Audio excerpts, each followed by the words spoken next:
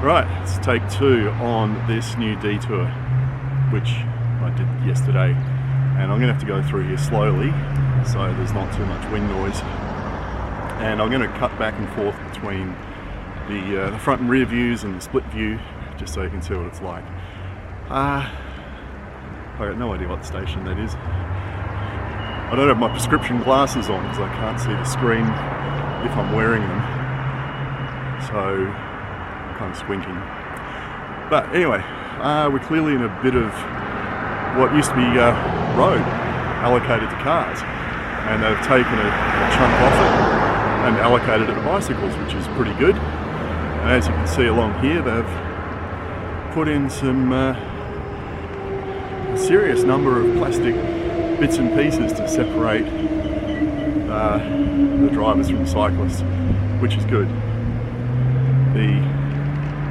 I don't know why they've closed the path, or maybe they're doing some work on the underpass here.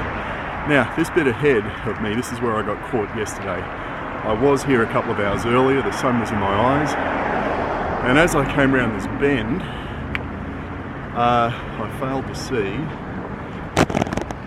that you're supposed to...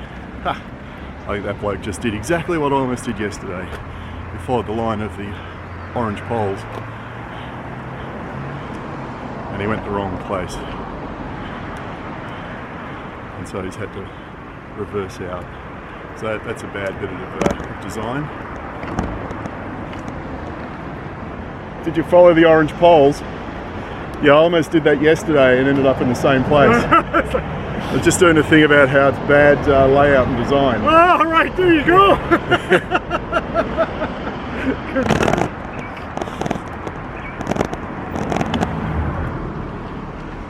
Alright, so I'm not the only person confused by that, which is good to see. I felt like a bit of an idiot yesterday when I almost did that.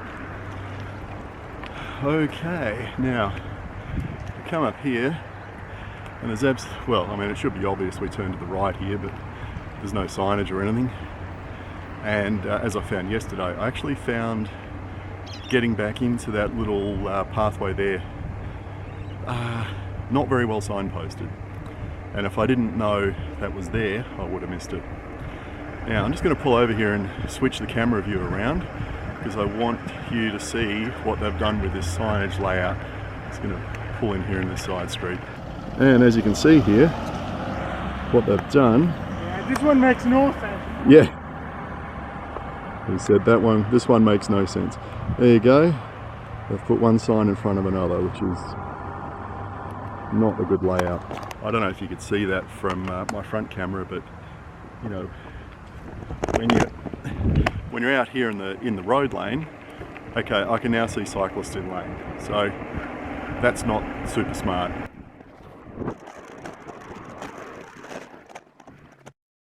And we can see over here that they've put the sign over there. I don't know why.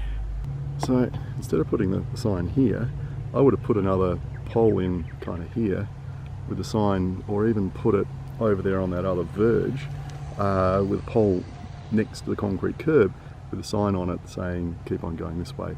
That to me is not terribly clear signage, and of course it's way out of your line of sight, so you don't actually see it as you're riding down the hill. And look, I came crawling down that hill. Most people are coming down at like 40 kilometers an hour, and because it's a reasonably steep hill, and I can bet you they're not seeing that sign.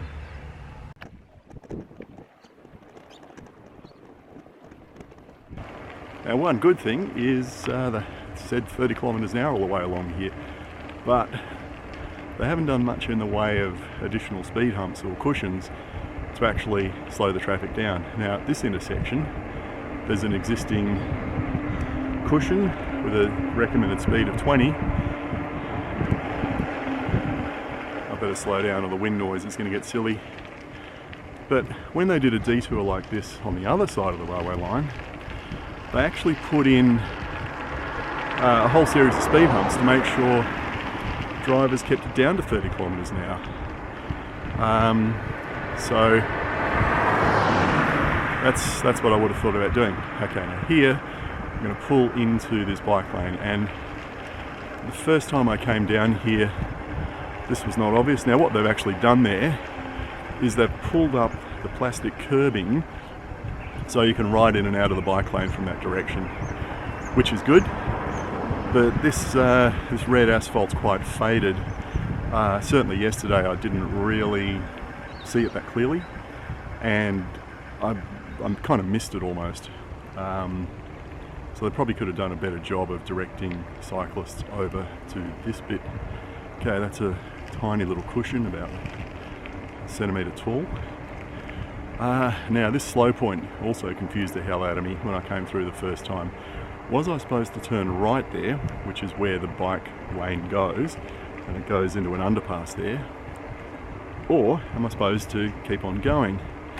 And after doing a U-turn there the first time and getting all confused, I saw over here that there's a turn right sign. Again, not well positioned to tell you to keep going straight ahead and then turn right into this particular street.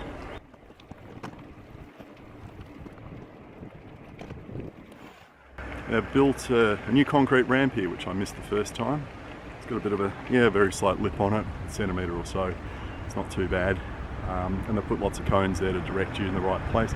But what I don't understand is when we come up here, there's this big bit of concrete missing, big slab. I mean, why don't they concrete that in? That would make sense to me. The other thing they've done here is put in a new ramp, which is a lot wider and a lot smoother, so it's easier to transition there. But at least coming from this direction, it's absolutely clear where I'm supposed to go. Here we go.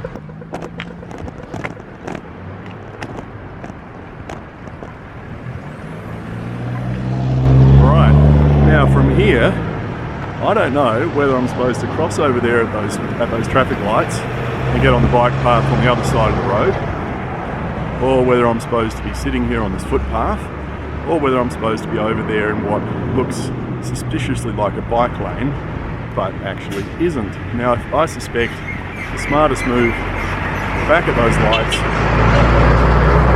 thanks mate, the smartest move would have been to have crossed over at those lights, because then I wouldn't be stuck with the rigmarole I'm about to go through up here to get across this road into the car park and out the other side.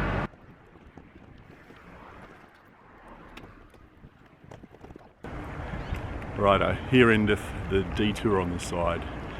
So that wasn't terribly clear. Oh, okay, look, some signs over there and some signs there.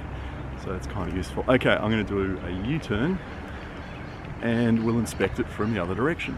Now, what do we see when we come through the gates there? Nothing really. We're supposed to go across that crosswalk, walk down to the path and turn left. We're supposed to come out of the car park here. There's nothing to direct you, although I suspect if you come across there regularly, you'd know where to go. But this is the path I think I should have been on. But like I said, it wasn't clear at the traffic lights what the hell I was supposed to do.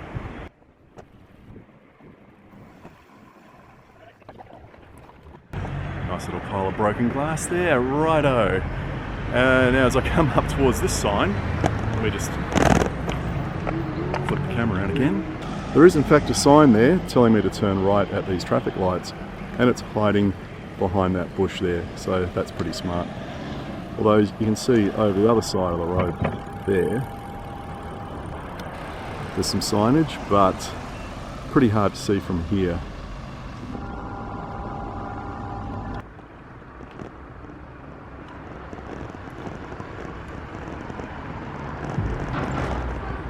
Oh wow, okay, that's an interesting combination of signs. Yeah, I didn't even see that as I was coming around the corner.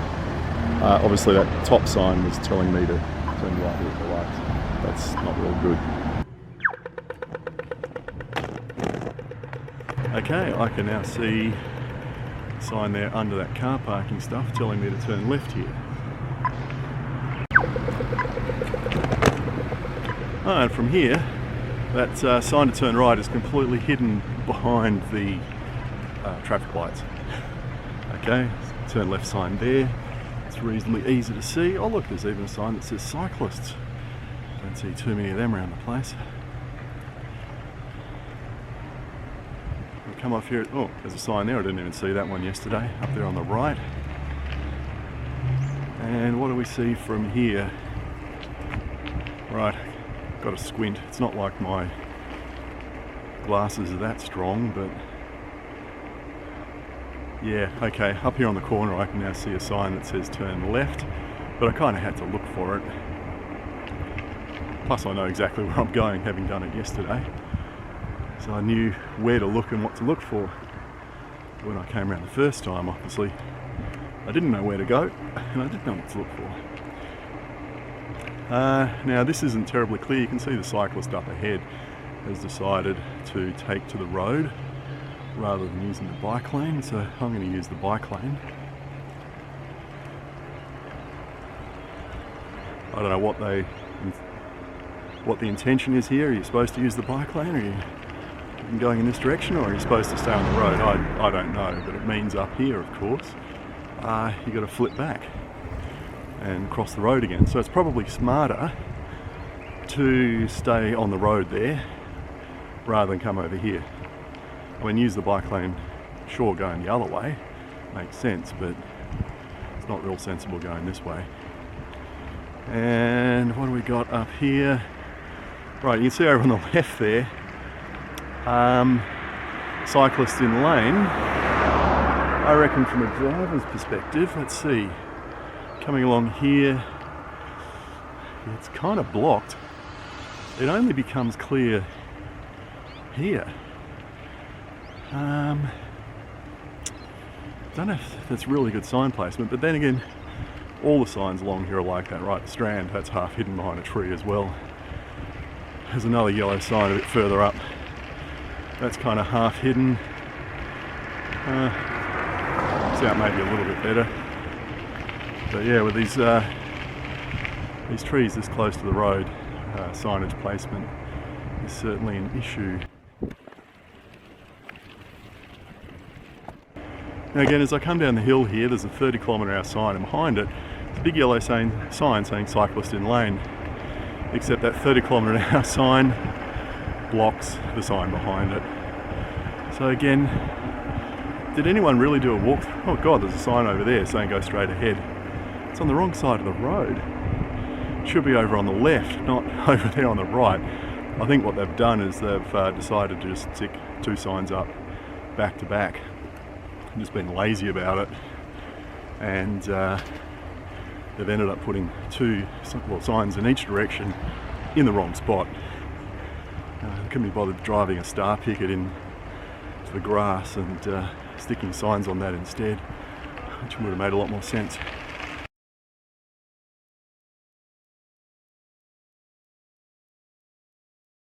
Now from here, now that I know where you're supposed to go, that yellow sign is kind of obvious, but it wasn't yesterday, and I guess the other way to find it is just follow the cyclist. Plenty of them out on a weekend, not so much on a weekday though.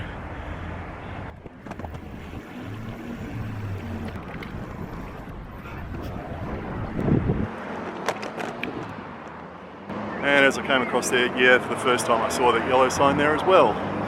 So the signs are certainly there, but I'm only noticing them on the second time around when I know where I'm supposed to be going. Right, we're almost at the end. Let's just do one last trip down this nice little bit of infrastructure. Don't know what the drivers think about losing a lane possibly, or losing some parking perhaps, but it certainly does the trick. It's a nice little detour. And it's interesting to compare it to Bridge Road, where if this was Bridge Road, most of these would have been squashed. Now I can see a couple of them are dented down at the base. Yeah, maybe 2 or 3 out of perhaps 100, which indicates someone probably has run into it. But it seems drivers are a bit more competent here and can actually stay in the lane. Right, that's a more detailed look at it. I think we can see that there's definitely some issues with the placement of these plastic things and some of the signage. And the designer really needs to come back, have another look, and come up with version 2 of the signage plan, and I think particularly shift some of those orange cones back there on the intersection, because they really do lead you up the garden path. Now, after recording that, I actually wanted to go out to Guildford, so I went back once again, and look what I found when I crossed the road this time. Yes, another sign. And what I discovered is it was actually hidden by one of the poles holding up the traffic lights. So this time I followed the sign and I took my own advice and I crossed over here and used this path on the other side of the road. And it was actually, yes, the most sensible way to do it. But it's so badly signposted that it's not obvious this is the way they actually suggest you go. So yeah, someone really needs to go back and just, I think, move a few signs around to make it a little clearer what you're supposed to be doing. And afterwards I went back and did it in reverse, and this time I saw these two cyclists out on the road, so I thought, well, when I'm going this way, why don't I follow them and see what they're up to? Because is it better to use the road going in this direction than to use the bike path? Now, obviously, if you're a confident cyclist, yeah, that's fine. If you're not a confident cyclist, then you stick to the road. And what these two did was, when they got to this gap in the traffic island, is they cut through it, because you can see it's left turn only there for the cars, and rode up onto the footpath, which is the kind of thing that sneaky cyclists can do. And the bloke who was leading said, no, we're going to go up the road rather than go up the path. I thought, oh, that's interesting. They must be going somewhere completely different, and they're not heading in the same direction as I am. Well, I was wrong, because obviously they knew a better way of doing things, because when I came around the corner, there they are again. So yeah, there's more than one way to skin a cat or go around this detour. Anyway, just to recap again, I think whoever designed the signage for this detour needs to come back and have another look, and possibly move some stuff around, and after they've moved it, get on a bike, ride through in both directions, and check that it actually works.